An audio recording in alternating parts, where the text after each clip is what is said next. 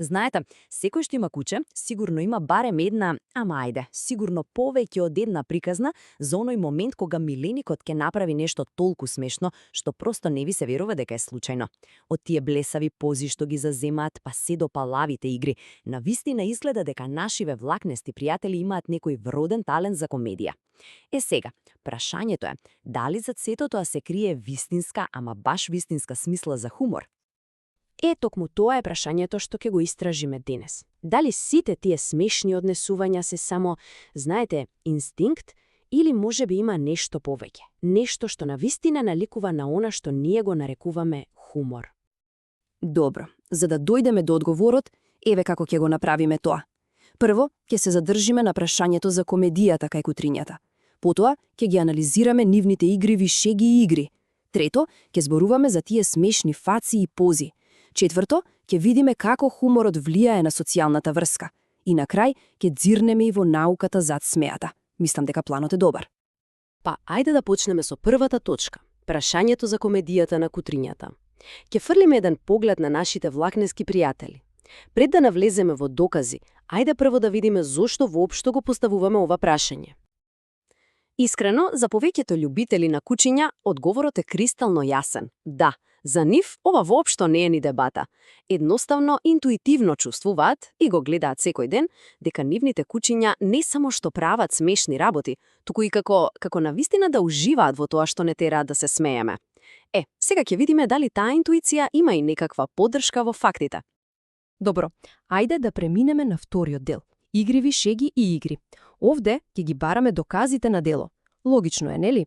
Ако кучињата навистина имаат смисла за хумор, тоа мора некако да се покаже во нивните постапки. Класичната игра не ти ја давам. Сите ја знаеме, нели? Кучето трча по играчката, ја носи назад и потоа ја спушта точно, ама баш точно толку да не може да се дофати. И клучниот момент е последниот чекор. Почнува да мафта со опашката и го има оној палав сјај во очите. Токму тоа ни кажува дека ова не е само обична игра. Ова е свесна, намерна закачка. И приказната не завршува тука, не. Нивниот репертоар на трикови е огромен. Зборуваме за игриви брканици, криење зад мебел, како да играат криенка, па дури и копирање на нашите постапки на еден многу смешен начин. Замислете, куче што седи на стол со прекрстени шепи. Или пак држи играчка како човек што држи шоја кафе. Тоа веќе не е само инстинкт, тоа покажува дека не наблюдуваат и дека имаат една навистина игрива интелигенција. Одиме понатаму на третиот дел – влакнести лица и смешни пози. Ова е уметноста на физичката комедија. Бидејќи освен игрите, кучињата се вистински мајстори во оваа дисциплина.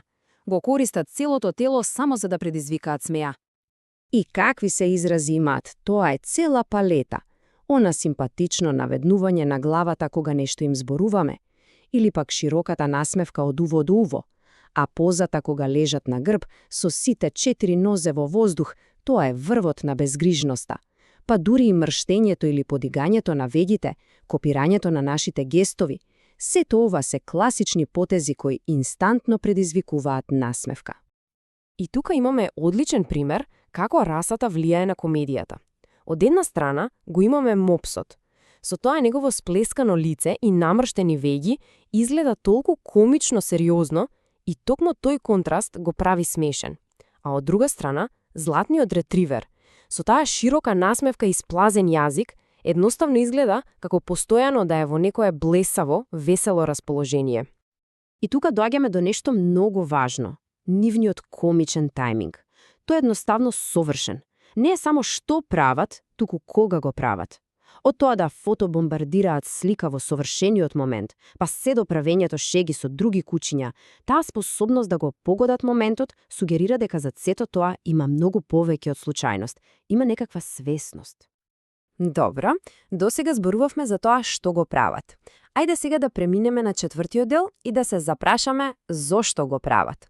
Значи, хуморот како социјална врска. Дали сето ова е само за смеа или има некое подлабоко значење? Дали има цел за целата оваа комедија? Мислам дека овој цитат ја погодува самата суштина. Со тоа што не тераат да се кикотиме, кучињата ја зајакнуваат врската меѓу нас.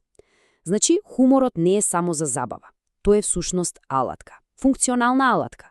Може да го замислиме како некое лепило што ја прави врската помеѓу кучето и човекот уште подсврста. Или, поинаку кажано, сите тие блесави лудори се всушност форма на комуникација. Тие не се случајни. Тоа е нивниот начин да се поврзат со нас, да ни донесат радост. Како да велат: "Еј, тука сум, гледај ме, ајде да се поврземе."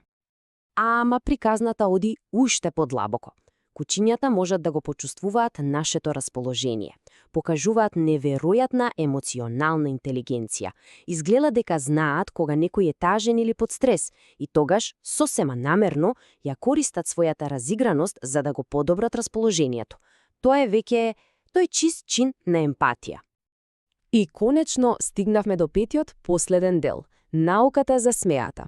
Да видиме какви се тие feel-good придобивки. Што точно се случува во телото на кучето на биолошко ниво, кога учествува во сите овие моменти на заедничка радост. Па клучот е во нешто што се вика ендорфин. Тоа се оние хормони за добро чувство. Кога кучето си игра, неговото тело ги ослободува овие хормони кои му помагаат да се чувствува опуштено и помалку под стрес.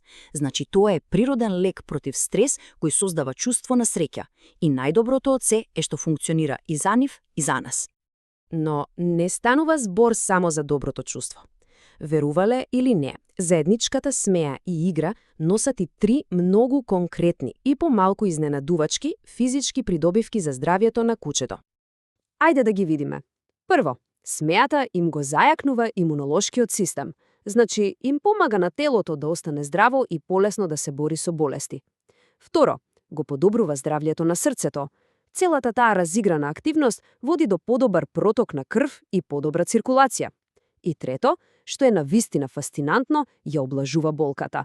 Ослободувањето на ендорфини делува како природен лек против болки. Значи, радоста што ја споделуваме со нив има директно, мерливо и позитивно влијание врз нивното физичко здравје. Неверојатно. И сето ова не носи до едно последно прашање за размислување. Следниот пат, кога некое куче ќе направи нешто блесаво, дали тоа е само еден смешен, изолиран момент? Или, можеби, сме сведоци на нешто многу поголемо, една моќна алатка за поврзување и за подобрување на здравието. Изгледа дека за таа смешна фаца и палави игри се крие одговор кој е многу подалбок отколку што сме мислеле на почетокот.